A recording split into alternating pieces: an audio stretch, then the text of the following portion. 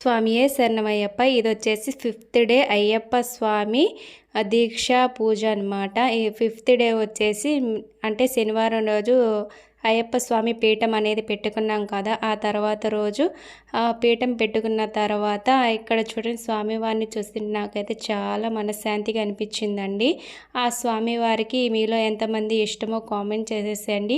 And ఒక చిన్న like చేయండి. ఇలా అంటే నేను దీపారాధన చేసేసానని చేసిన తర్వాత మా స్వామివారిలో ఇద్దరు వచ్చేసి ఇలా అంటే స్వామివారికి శరణాలు చెప్పుకుంటారు కదా, ఆ శరణాలు చెప్పుకుంటూ ఉంటే నేను కూడా వాళ్ళ దగ్గరే నిలబడి నేను కూడా శరణాలు చెప్పుకున్నానమాట.